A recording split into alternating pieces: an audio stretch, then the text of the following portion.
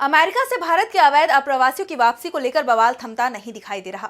अवैध अप्रवासियों से भरे पहले विमान की लैंडिंग के साथ शुरू हुआ विवाद अब दूसरे विमान के आने के साथ और ही ज्यादा बढ़ गया है।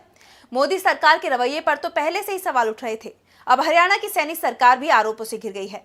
तो कैसे हुई दूसरी बार अवैध अप्रवासियों की वापसी, क्यों तेज हुई बहस, जानने के लिए देखिए रिपोर्ट। अमेरिका से भारतीय अवैध अप्रवासियों की वापसी ने देश विदेश में सुर्खियां बटोरी। अमेरिका पर भारत का अपमान करने के आरोप लगाए गए और सवाल इस पूरे मामले में मोदी सरकार की चुप्पी पर भी उठे।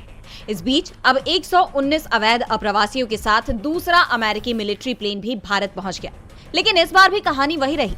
हालांकि इस बार महिलाओं और बच्चों को तो जंजीरें नहीं लगाई गई, लेकिन सभी पुरुषों को हाथों में हथकड़ियां और पैरों में बेड़ियां डालकर विमान में बैठाया गया था और लगभग 11:30 बजे अमेरिका का C-17 ग्लोबमास्टर अमृतसर में लैंड कर गया, जिसके बाद करीब 5 घंटे की वेरिफिकेशन के बाद पुलिस की गाड़ियों में सभी को घर छोड़ा गया।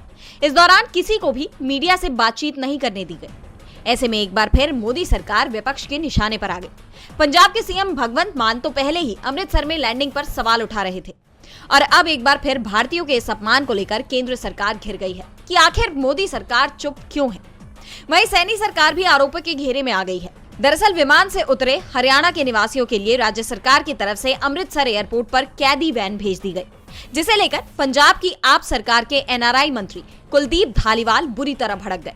उन्होंने कैदी वैन की वीडियो बनाई और सीधे हरियाणा की बीजेपी सरकार और ट्रांसपोर्ट मंत्री अनिल विज को घेर लिया। उन्होंने सैनी सरकार से इस कैदी वैन को लेकर सवाल किया कि क्या हरियाणा के पास कोई ढंग की बस नहीं है। ये युवा अमेरिका में आरोपी है, हरियाणा में नहीं। वे कोई आतंकी नहीं है। मुझे ये देखकर बड़ा दुख हुआ।